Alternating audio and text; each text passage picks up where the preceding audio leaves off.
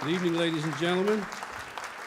Welcome to Teamsters Local 237 for our Irish Heritage Night. This is our third time having this event.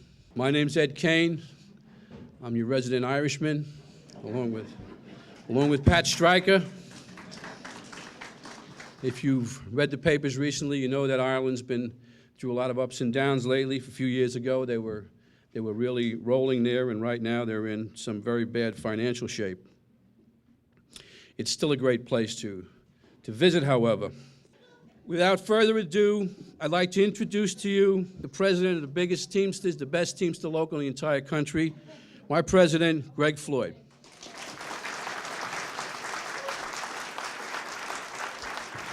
Thank you. This is a very joyous occasion, and we have some very special honorees that we're going to honor this evening. And we have a very special person who joined us. For those of you who do not know, we have the first female speaker of the City Council, who happens to be Irish, Christine Quinn. She's a friend of the labor movement and working families and has been a dependable ally in Local 237's fight to restore funding for public housing and prevent layoffs of public employees and win civil service status for school safety agents, and many other struggles. In 2008, Ms. Quinn was named Irish American of the Year by weekly newspaper Irish Echo. So without any further ado, because she has a very busy schedule, I bring you Christine Quinn.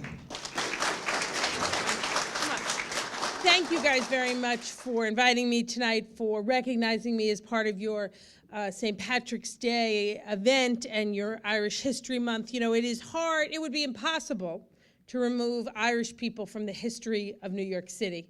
And it would be impossible to remove Irish people from the history of the labor movement in this city. I think if you look at the significant majority of the Irish families in this city who were able to move forward, have their children go to college, have their families move forward and live the American dream, the vast majority of those families had some connection, most of them deep connections to labor in the city of New York. And this is not an easy time to be part of the labor movement. There are some fair questions being asked, and then some just out-and-out attacks, and governors who've taken on the position of thinking that union busting is an appropriate stance for an elected official, which I'm just shocked to see. Look, if you want to say we need to cut costs, we need to save money, Greg and every other labor leader will sit around the table with you and have that conversation, because his members don't want to pay more taxes either. But that's not what this governor has done. He has engaged in union busting. He can call it whatever he wants. And I'm just very proud to be part of a city and a group with all of you that's not going to let that happen here and knows how important labor is to the history of this city. I feel so honored to give a Golden Teamster Award to our speaker, Thank you. Christine Quinn.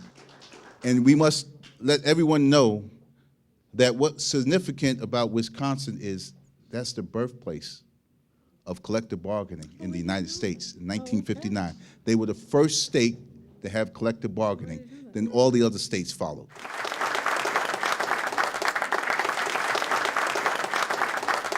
Today we're going to honor the years of service to one of our trustees. We all know him as Edmund Kane.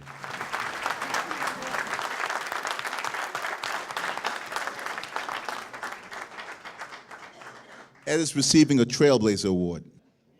Thank you, Greg. Thank you, Teamsters. I truly am speechless. Thank you very, very much. Appreciate it.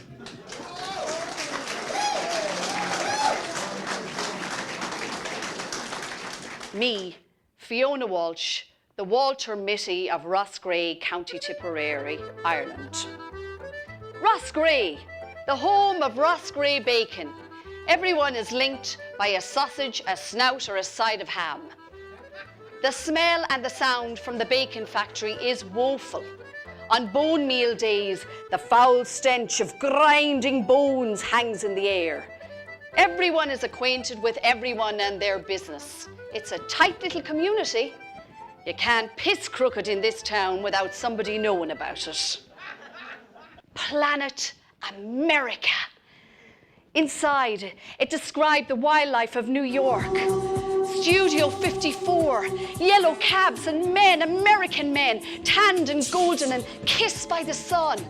People with glitter all over themselves dancing like dervishes, celebrities and celebrity doctors and all manner of weird and wonderful people mingling together. They radiated an aura of success and pure unadulterated joy for life. Do the hustle.